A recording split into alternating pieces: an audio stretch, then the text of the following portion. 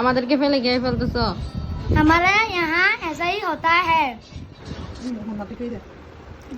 আচ্ছা ঠিক আছে চ্যালেঞ্জ আমি কই আমি কই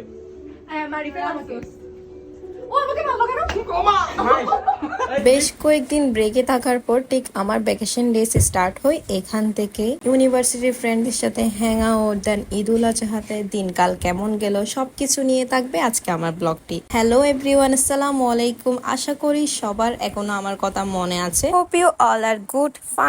ফাইনালি এইবার চিটাং এসে আমরা সবাই দেখা করতে পেরেছি।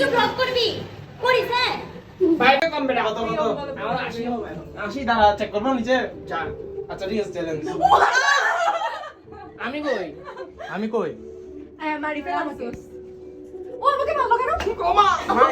কুদুসে যেতে না যেতে লিফটের মধ্যেই অনেক কারণে তার ক্যাট ফাইট শুরু। ওফ, দে আর ইম্পসিবল। সব দিকে শুরু হয়ে যায় না? নর্মালি মানুষ খেয়ে দিয়ে কাজ না থাকলে যা করে, বাট এরা তো না খেয়ে স্টার্ট হয়ে গেছে এখানে। And guys just look at Priyam, খুব সিরিয়াস মুডে।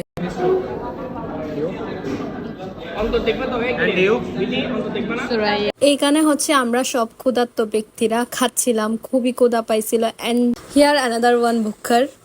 গাইস, ওর ফেস এক্সপ্রেশন দেখে যতটা মনে হচ্ছে ক্লাব স্যান্ডউইচ অতটাও খারাপ ছিল না।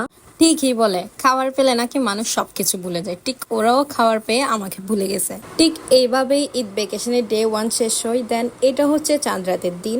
ইলিজিয়া স্কাই পার্কে যাওয়ার একটাই রিজন, সেটা হচ্ছে সঞ্জিদ ওর ছোট্ট কাজিনের জন্য কিছু ড্রেস কিনবে। And here I found this dresses so cute. জুমা বানা নামাজ পড়ছো?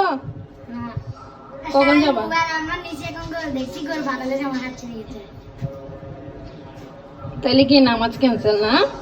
মেনলি আমার ঘর থেকে বের হওয়া হয় কারণ হচ্ছে নানুর বাসায় গরু দেখতে যাব, তাই।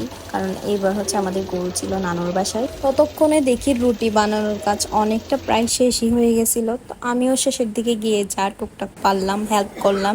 দেন আমাদের পুকি গরুকে দেখতে চাই নিচে। পুকি দেখো না, এদিকে দেখো। আমি দূর থেকে ভিডিও করছি। আমাদের পকি গরু এটার পাশেই ছিল একদম। এন্ড এখানে নিশিতা অনেক বেশি ওয়ারিড ছিল কারণ গরুকে দেখে অনেকটা অস্থির ফিল হচ্ছিল, একদম কাঁপতেছিল। এটা বুঝবে, এটা তেমন ফাকড়ি গরু কি হয়েছে দেখেন, ভাই গরুটা জোরে জোরে নিঃশ্বাস নিচ্ছে রে, কাঁপতেছে গরু। দেখো তো কি হয়েছে গরুর। এটা দেখো আমি গাল বাজে শুরু করবো এখন। এখনো গরুকে তুলে দিব মনে হয়। তুলিও না, কাঁদতেছে দেখ।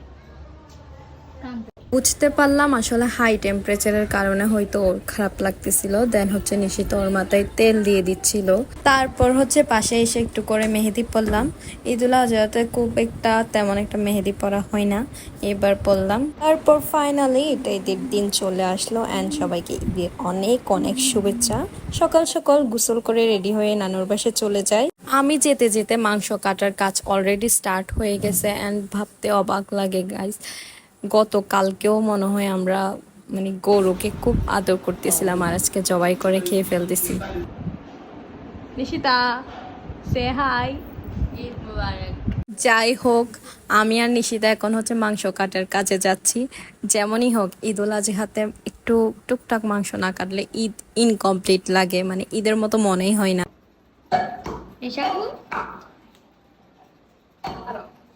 দাঁড়াও। গাইস দেখেন, মাংস নিয়ে স্ট্রাগল করতেছি।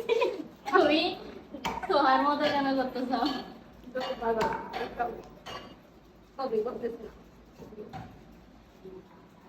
অনেক হয়েছে মাংস নিয়ে স্ট্রাগল, এখন কাটা শেষের দিকে।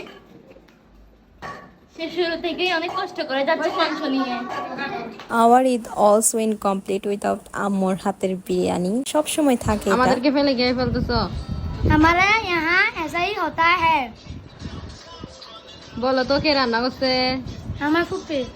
দুপুরের জন্য মামিও মেজবানি স্টাইলে গরুর মাংস আর সিদ্ধ চাল রান্না করছে। আমি আগে ওইগুলো খাই, দেন হচ্ছে আম্মুর হাতের বিরিয়ানিও টেস্ট করি, কারণ মিশন তো একটাই, আজকে অনেক খেতে হবে। দেন বাসায় এসে আম্মুকে তাবারুকের কাজে একটু হেল্প করলাম। লাস্ট বাট নট লিস্ট, সবচেয়ে বড় কাজ বাড়িতে মাংস নিয়ে যাওয়ার কাজ। এটাই আমাদের ঈদের দিনের সবচেয়ে বড় ডিউটি। মাঝে মাঝে ভাবি আসলে একটা ভাই থাকলে না কতই ভালো হতো। বাড়ি থেকে ফুফির বাসায়, দেন ফুফির বাসায় থেকে এখন বাসার দিকে যাচ্ছি। এখন অলরেডি 10টা বাজে।